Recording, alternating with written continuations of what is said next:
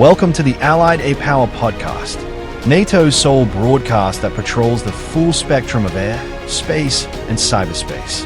Wherever you serve, consider this your ground truth for alliance activity above the clouds, beyond the atmosphere, and across the digital domain.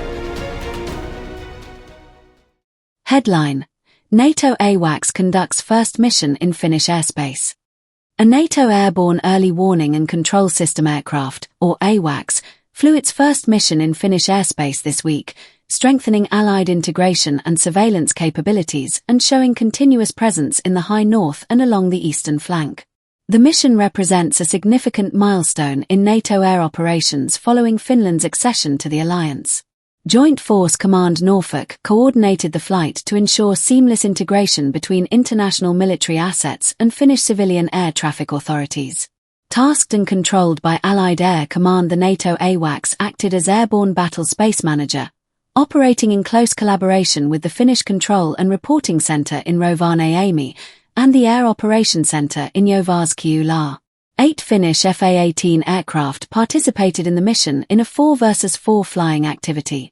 These missions, framed under the umbrella of Eastern Sentry and Arctic Sentry activities, provide critical long-range radar surveillance and command and control for the alliance.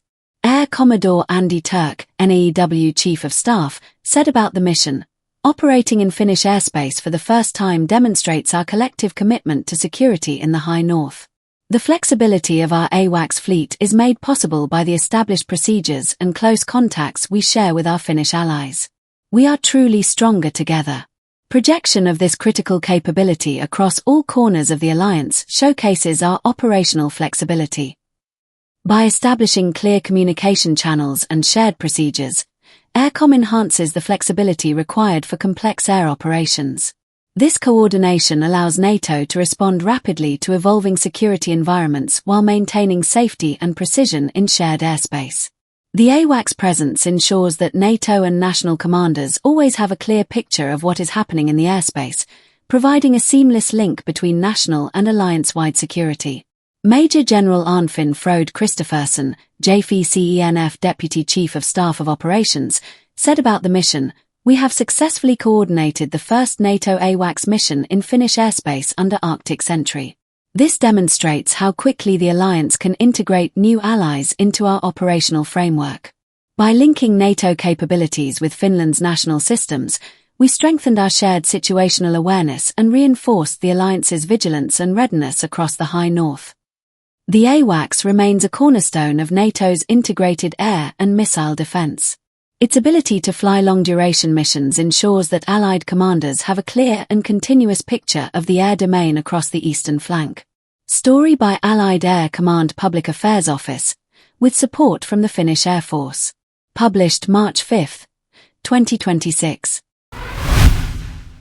Headline: Largest Allied Air Power CA-2AD collaboration to date for Eastern Sentry, from Baltics to Romania.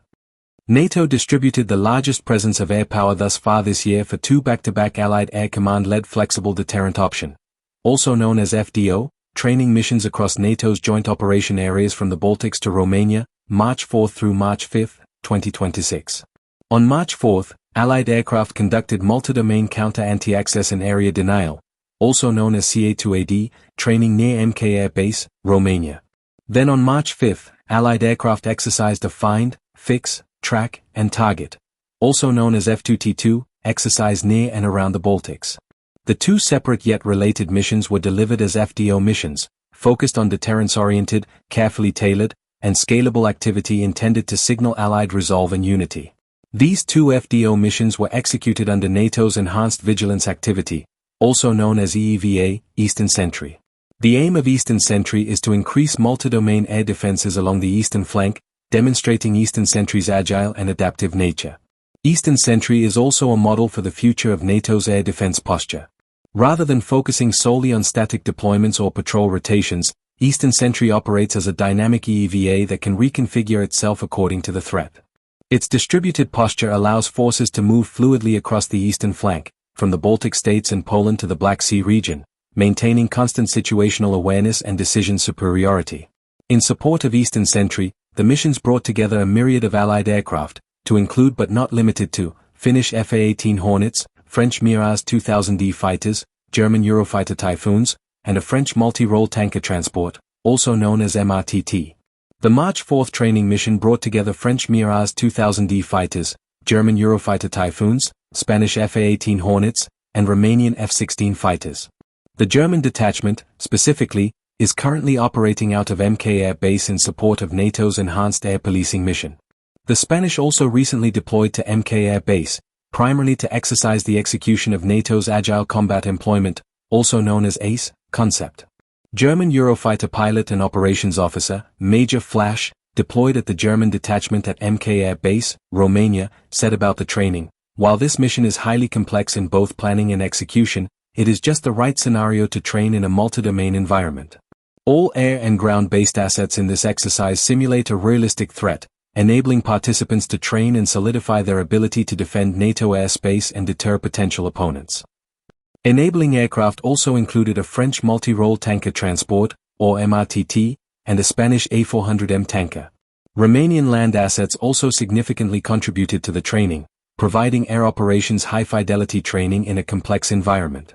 The whole training mission was controlled by NATO's Combined Air Operations Center, also known as KOC, in Torrejón, Spain, integrating these airborne and surface-based elements to sharpen procedures and speed decision-making in a complex air and missile defense environment.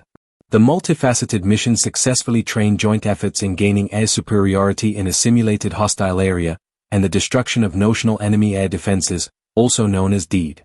The next day, Allied aircraft and assets from 8 NATO allies converged north, from Romania up to Finland, for the F-2T2 training, in which air, land, cyber, and space assets succinctly coordinated with one another to successfully terminate a target. At the core of the multi-domain F-2T2 mission is a commitment to improving Allied operations and cohesion. The March 5 mission saw French Mirage 2000D fighters and Finnish Fa-18 Hornets operating together. The fighters were refueled by A330 MRTT tankers from France and the multinational MRTT unit, also known as MMU. The Polish, Estonian, and Finnish Control and Combat Reporting Centers, also known as CRCS, provided ground-based command and control, also known as C2, cross-domain coordination, and communicated notional targets. The mission also integrated surface-based air and missile defense, also known as SBAMD, contributions from Estonia, the United Kingdom, and the United States, enabling a combined air and ground defensive training environment. Lastly, the Canadian Joint Operations Command, also known as JOC, also provided integral intelligence, surveillance, and reconnaissance, also known as ISR, and operational expertise for the FDO. Controlling the Northern JOA, NATO's KOC in OADM, Germany, controlled this mission as the key command and control node to monitor the airspace. These two FDOS, in 2 separate JOIs, were tailored to increase interoperability, refine tactics, techniques, and procedures, also known as TTPs, and improve multi-domain integration across participating Allied units. Designed for EEVA Eastern Sentry, the mission strengthened NATO's enduring air and missile defense posture, including the alliance's continuous approach to safeguarding NATO airspace. Story by Allied Air Command Public Affairs Office, with support from the German Air Force. Published March 6, 2026. Headline: Swedish Air Force concludes first Icelandic air policing mission. The Swedish Air Force has successfully concluded its deployment to Keflavik Air Base, Iceland, where JAR-39 Gripen fighter aircraft conducted NATO's Icelandic air policing mission as part of the alliance's Arctic Sentry activities. The deployment was a historical milestone for Sweden, marking the first time they have led an air policing mission since joining NATO.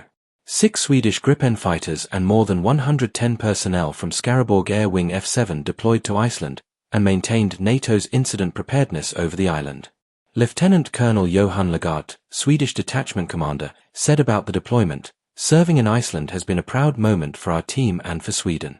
Operating in the high north is never easy, the weather, the distance and the conditions constantly test our people, but that is exactly the environment we train for at home." This deployment also provided the opportunity to work side by side with our Danish and German allies, different aircraft but one shared responsibility, safeguarding NATO airspace in the high north.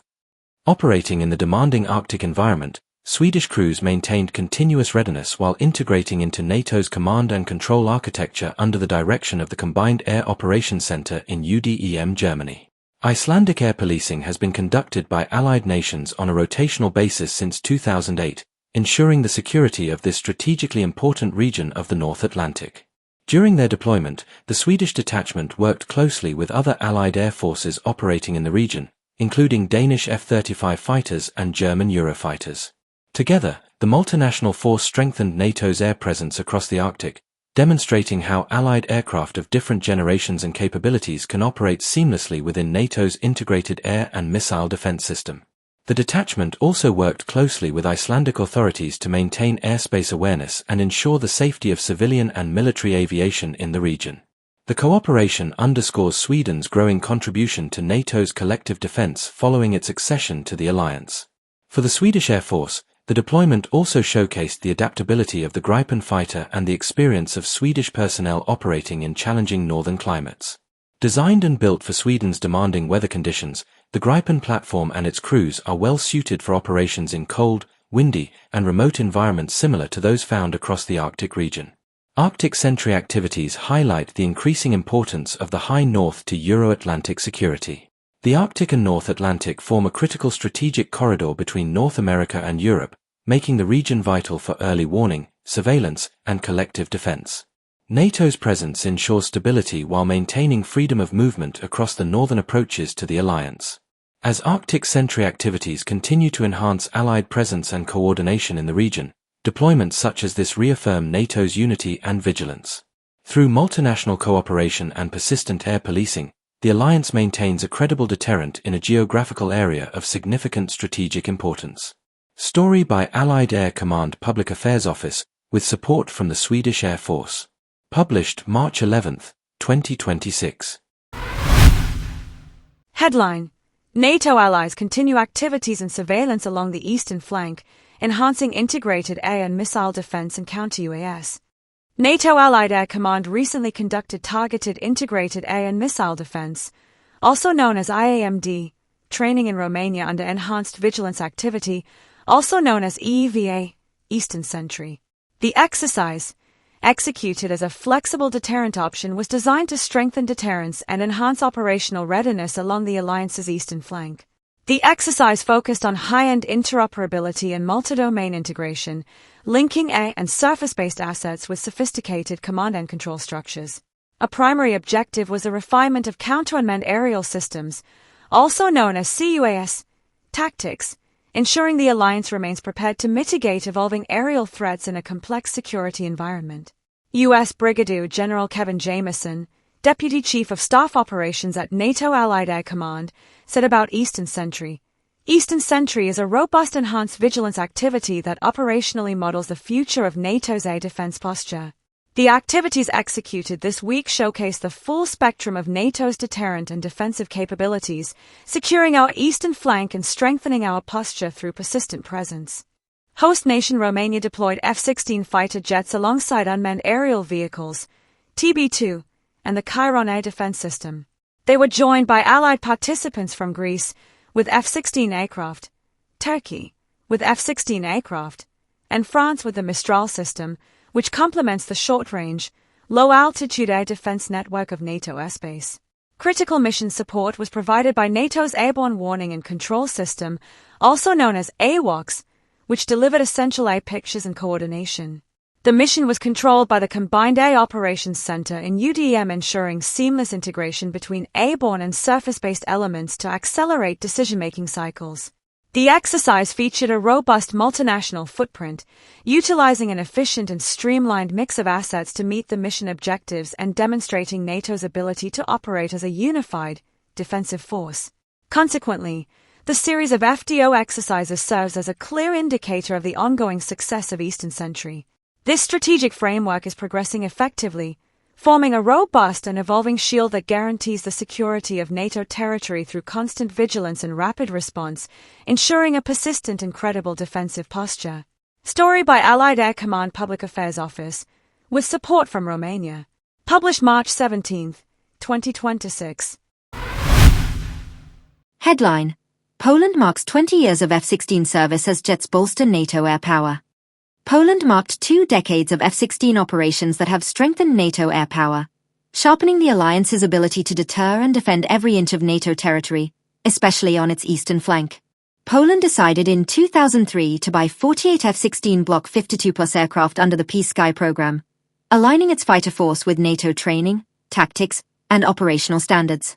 Early instruction with the U.S. Air National Guard's 162nd Fighter Wing helped build Poland's first cadre of F-16 pilots, while the Krasny and Łask air bases were upgraded to support Allied operations.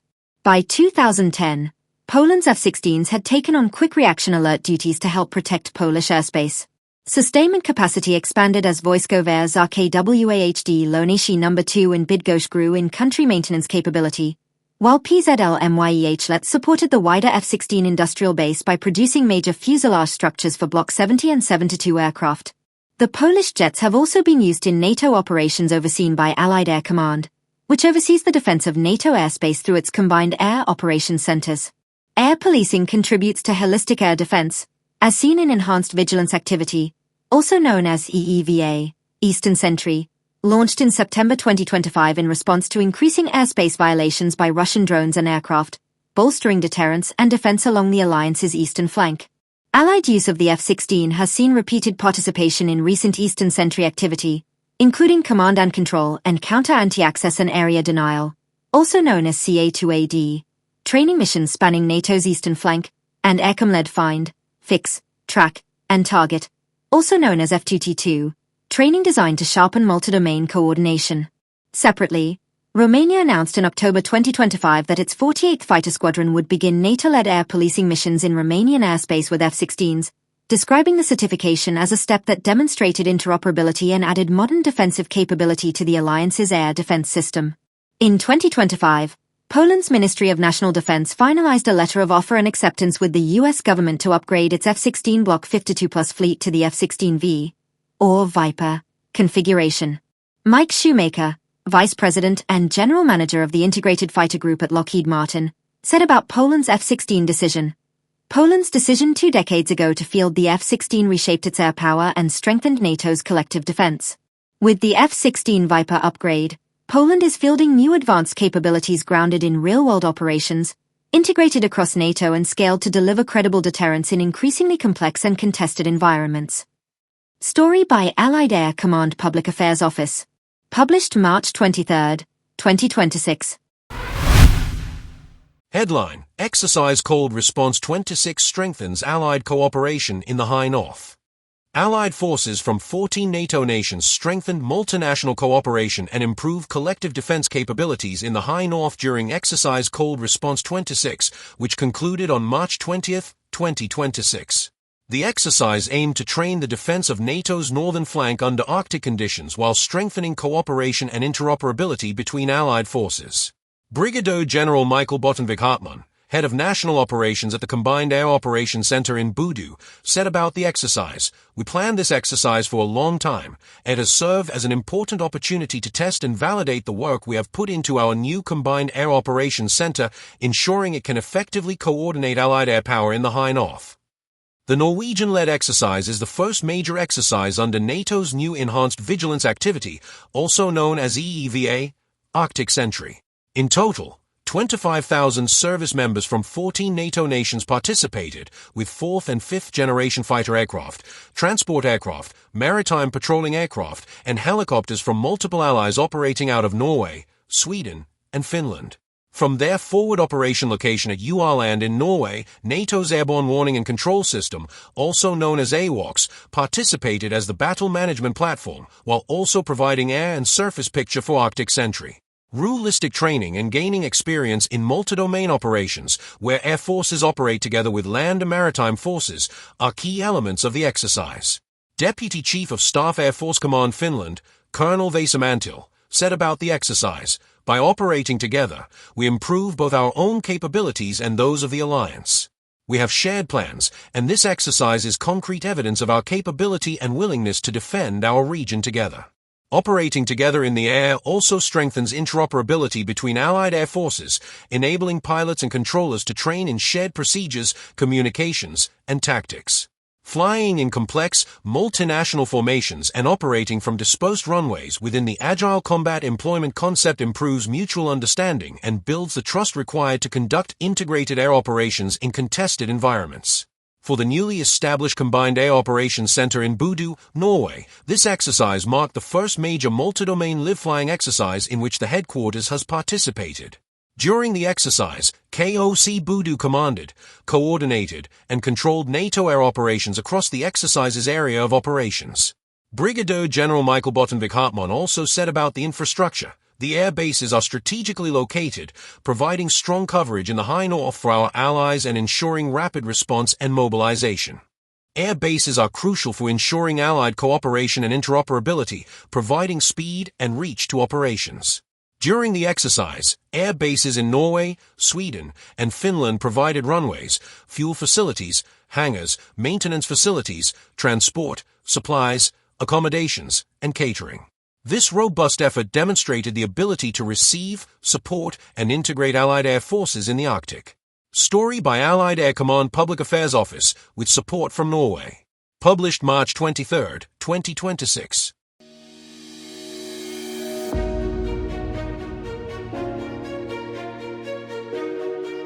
That wraps up this flight of the Allied Air Power podcast, where news-driven updates meet the authentic voices behind the mission to defend every inch of NATO territory.